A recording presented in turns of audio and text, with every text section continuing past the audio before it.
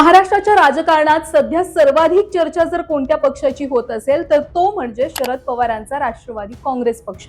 कारण गेल्या काही दिवसांमध्ये घडलेल्या घटनांनी अनेक प्रश्न निर्माण केले. पक्षाची पुढची दिशा काय असणार आहे? इंडिया आघाडी सोबत राष्ट्रवादी राहणार की सत्ताधारी एनडीए कडे जाणार म्हणजे भाजपकडे जाणार? आणि सर्वात महत्त्वाचं, या निर्णयावर पक्षातच एकमत आहे का?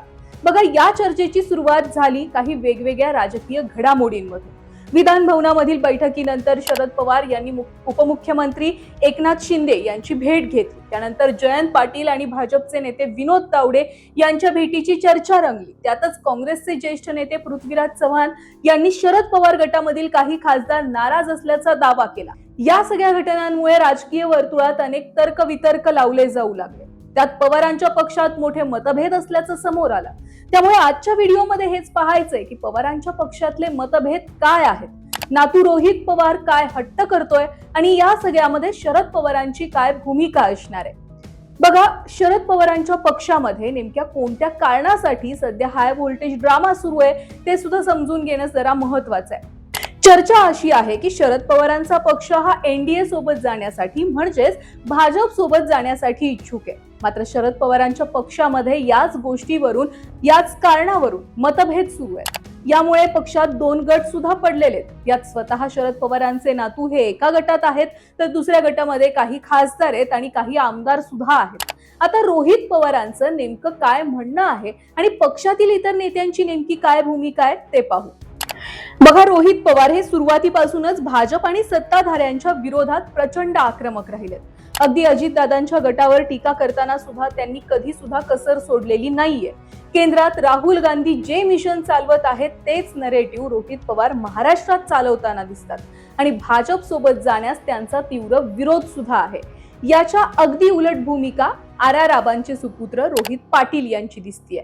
गेल्या काही महिन्यांमध्ये रोहित पाटील सत्ताधाऱ्यांविरोधात एक अवाक्षर सुद्धा बोललेले नाहीयेत. रोहित पवारांच्या शेतकरी आंदोलनात सुद्धा ते फ्रंटला दिसलेले नव्हते आणि आता तर त्यांनी देवेंद्र फडणवीसांची भेट घेतल्याची आणि ते एनडीए सोबत जाण्यास उत्सुक असल्याची जोरदार चर्चा ही समोर आली आहे.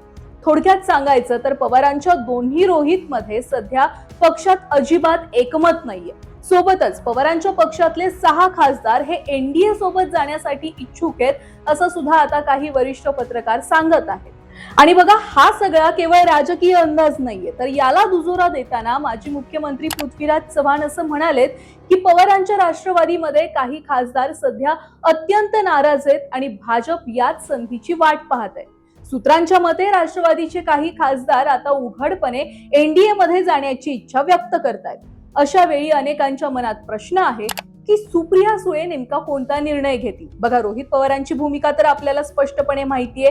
ते इंडिया आघाडी सोबत म्हणजेच काँग्रेस सोबत थांबण्यासाठीच इच्छुक आहेत. ते भाजप सोबत जायला अजिबात इच्छुक नाहीयेत. पण या सगळ्यात वरिष्ठ असलेल्या सुप्रिया सुळे नेमका कोणता निर्णय घेणार याकडे सगळ्यांचं लक्ष आहे. राजकीय तज्ञांचं असं मत आहे की सुप्रिया सुळे शेवटपर्यंत भाजप सोबत न जाण्याच्या भूमिकेवर ठाम राहू शकतात. पण बघा, जर बहुतांश खासदार आणि आमदारांनी एनडीएची वाट धरली, भाजप सोबत जाण्याचा निर्णय घेतला तर शरद पवारांच्या पुढे मोठा पेच निर्माण होणार आहे आणि पक्ष वाचवण्यासाठी कदाचित पवारांना आपली राष्ट्रवादी काँग्रेस पुन्हा काँग्रेस पक्षामध्ये विलीन करावी लागेल अशी सुद्धा भीती आता राजकीय तज्ञ व्यक्त करतात. आता बघा, या सगळ्या घडामोडींवर सगळ्यात महत्वाचा निकाल किंवा महत्वाचा निर्णय आहे तो पॉवर हाऊस शरद पवार यांचा. काही ज्येष्ठ पत्रकारांनी असं सांगितलंय की पवारांनी यावेळी चेंडू थेट नेत्यांच्या कोर्टामध्ये टाकलाय आणि तुम्हीच अंतर्गत ठरवा, विरोधात राहा असं पवारांनी यावेळी नेत्यांना सांगितलंय. पवार साहेबांनी जर निर्णय नेत्यांवर सोडला असेल तर पक्षात एकमत होणं सोपं नाहीये, पण त्यांच्या डोक्यामध्ये काहीतरी मोठं शिस्त आहे हे एवढं नक्की आहे.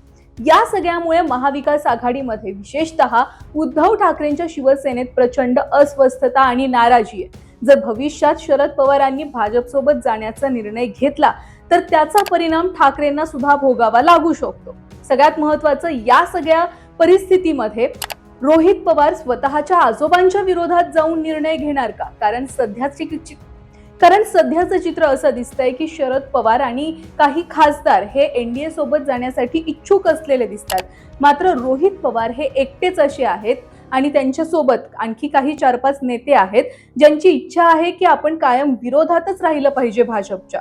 त्यामुळे शरद पवारांनी जर समजा यथाकदाचित भविष्यामध्ये एनडीए सोबत जाण्याचा निर्णय घेतला, भाजप सोबत जाण्याचा निर्णय घेतला, तर रोहित पवार आजोबांचा निर्णय डावलून विरोधातच भाजपच्या राहणार का, हे पाहणं महत्वाचं ठरणार आहे.